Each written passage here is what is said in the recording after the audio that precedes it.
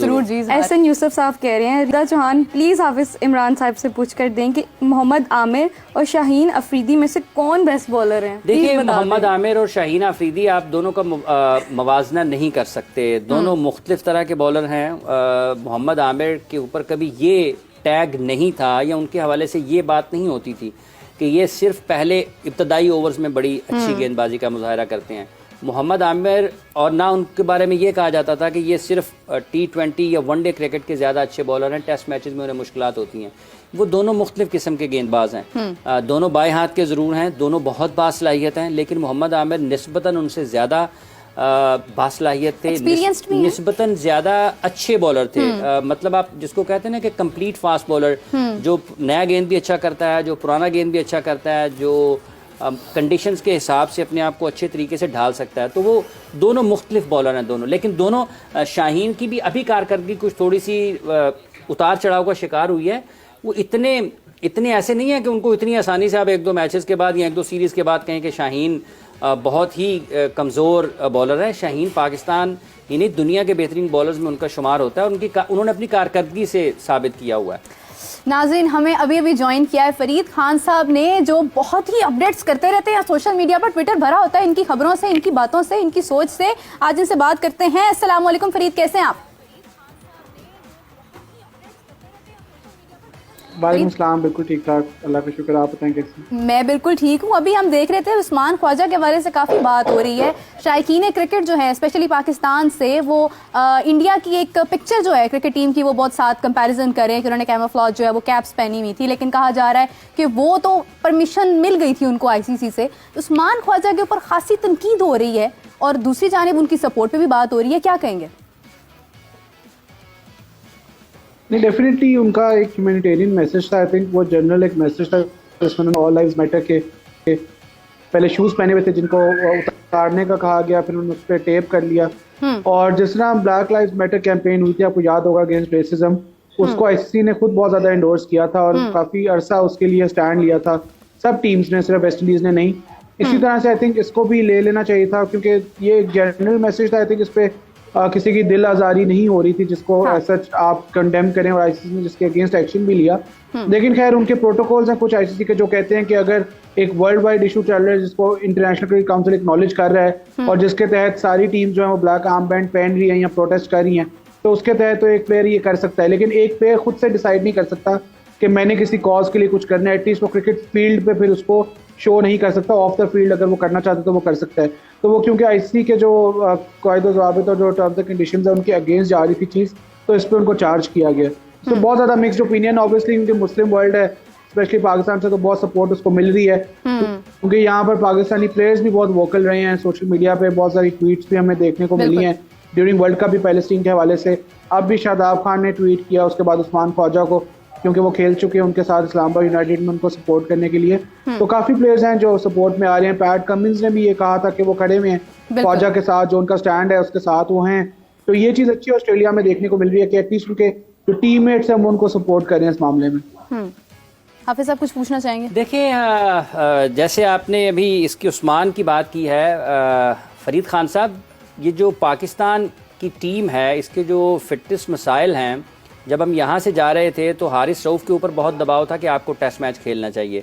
फिर Pakistan team management ने और सेलेक्टर्स ने भी उनके ऊपर खासे भरम हुए, नाराज़ भी हुए। लेकिन अब वही टीम मैनेजमेंट है, वही सिलेक्शन कमेटी है, वो परेशान हो गई है कि अब शाहीन के वर्कलोड को कैसे मैनेज किया जाए। तो आपको लगता है कि ये दो मुख्तलिफ चीज़ें हैं? वही सिलेक्शन कमेटी एक खिलाड़ी के बारे में किसी और तरीके से सोचती है, वही टीम मैनेजमेंट और सिलेक्शन कमेटी किसी दूसरे खिलाड़ी के बारे में किसी और तरीके से सोच रही होती है? देखें, आई थिंक इसमें शाहीन का ट्रैक रिकॉर्ड मैटर करता है। ऑब्वियसली वो इंजरीज के बाद वापस आए हैं, पिछले T20 वर्ल्ड कप में भी वो इंजर्ड थे, उससे पहले भी वो इंजर्ड रहे थे और उनको रेस्ट किया गया था। तो मेरे ख्याल से बैक ऑफ द माइंड ये चीज़ चल रही होगी कि आगे वर्ल्ड इवेंट आना है पाकिस्तान का, जो T20 वर्ल्ड कप पाकिस्तान ने खेलना है। तो एक प्लेयर जो ऑलरेडी इंजरीज कैरी करता हुआ आ रहा है और तीनों फॉर्मेट्स पाकिस्तान के लिए खेल रहा है, उसका वर्कलोड कैसे मैनेज करना है। हारिस के केस में तो हमने देखा था, जब पहला टेस्ट मैच वो खेला था उसमें ही वो इंजर्ड हो गया था। तो आई थिंक हारिस ने तो जो अभी अपने आप को विड्रॉ किया है ऑस्ट्रेलिया की जो स्क्वाड में से, आई थिंक वो फिर डिसीजन सही साबित हुआ, क्योंकि खुदम शहजाद को देखे वो भी इंजर्ड हो गए हैं। तो जिन जिन का ये पहला तजुर्बा होता है, ये पहला एक तरह से एक्सपीरियंस होता है खेलने का, ऑस्ट्रेलियन कंडीशन में या सेना कंट्रीज़ में, उनको फिर मुश्किलात आती हैं अगर उन्होंने बहुत ज़्यादा फर्स्ट क्लास क्रिकेट नहीं खेली होती या फर्स्ट क्लास क्रिकेट पाकिस्तान में खेली होती जहाँ पर इतने ज़्यादा फिटनेस के जो स्टैंडर्ड्स हैं वो नहीं होते हैं। आप खैर फिटनेस स्टैंडर्ड मीट ना करके भी जो है वो मेरे ख्याल से निकल सकते हैं। यहाँ पर कोई ऐसे, आपको पता हमारी नेशनल टीम में भी रिपोर्ट्स आ रही थी कि 2 साल ऑलमोस्ट हो गए कि फिटनेस टेस्ट नहीं हुए। मिसबा के एरा में होते थे यो टेस्ट वगैरह, उसके बाद प्लेयर्स ने बहुत ज़्यादा जो है वो कंप्लेन किया था मिसबा की ट्रेनिंग रेजीम को लेकर, मिसबा के तरीके को लेकर, जिस तरह वो फिटनेस जो है वो सेट करना चाहता था स्टैंडर्ड्स टीम में, उससे प्लेयर्स जो थे वो खुश नहीं थे। तो अगर प्लेयर्स खुश नहीं है, बाद में वो इंजर्ड भी होते हैं, आई थिंक फिर उनको होना लाजिम है, क्योंकि अगर आप वो फिटनेस स्टैंडर्ड मीट नहीं कर रहे तो जाहिर बात है वो कहीं ना कहीं वो इंजरी होगी और फिर टीम मैनेजमेंट पर सवालिया निशान उठ जाएगा कि आपने वर्कलोड मैनेज कैसे करना है प्लेयर्स का, क्योंकि आपका पूल ऑफ प्लेयर्स जो इतना बड़ा नहीं है जैसे हम इंडिया का देखते हैं। कल हमने देखा है उनकी एक बिल्कुल ही नई टीम खेलती है, हर फॉर्मेट डिफरेंट उनकी टीम खेल लेती है। हमारे पास वो ऑप्शंस नहीं है। तो हमने देखा था साउथ एशियन गेम्स में हम जाके गोल्ड मेडल या ब्रॉन्ज मेडल भी नहीं जीत सके थे जब थोड़े से हमारे नए नाम चले गए थे वहाँ पर। तो यही है फिर पाकिस्तान के साथ अलमिया जो है।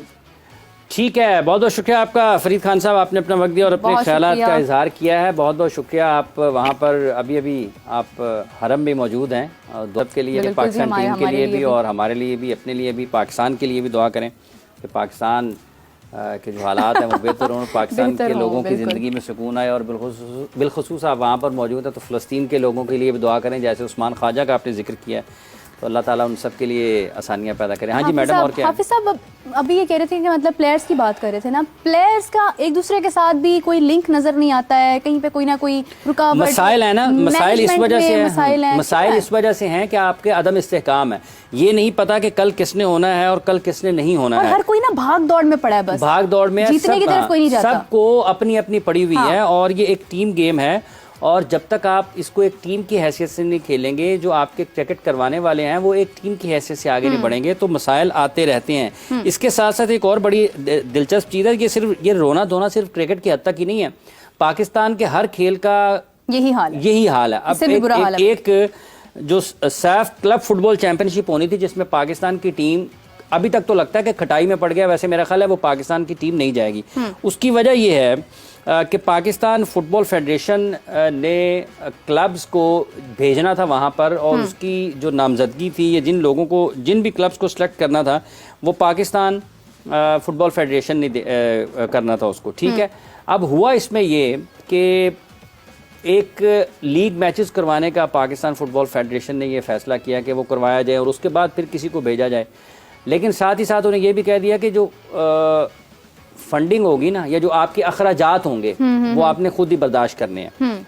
पाकिस्तान फुटबॉल फेडरेशन आपकी मदद नहीं कर सकती है, ठीक है। अब मुझे बताएं आप कि आपको ये कहा जाए कि आप फुटबॉल प्लेयर हैं, अच्छी ठीक है, आपको हम भिजवा देते हैं, लेकिन आपने वहाँ पर 3 महीने रहना है और आपने अपने अखराजात खुद बर्दाश्त करने, ठीक है। तो आप कहेंगे पहले मैं फ़ुटबॉल खेलूँ, अपना ख़र्चा पहले अपने मुल्क में घर में रहते हुए अपने क्लब के लिए, अपने सूबे के लिए, अपने शहर के लिए अपना ख़र्चा खुद उठाऊं, और फिर अगर आप मुझे बाहर भेज रहे हैं तो वहाँ पर भी मैंने अपना ख़र्चा खुद ही करना है। तो ये फुटबॉल फेडरेशन का क्या फ़ायदा है? जो पता चला है कि पाकिस्तान फुटबॉल फेडरेशन ने उनको क्लब्स को या जो भी था, फिर मेरा ख्याल बीच में ये भी बात आई, इसी दौरान आई बात कि डिपार्टमेंट्स जो हैं उनको शामिल कर लेते हैं।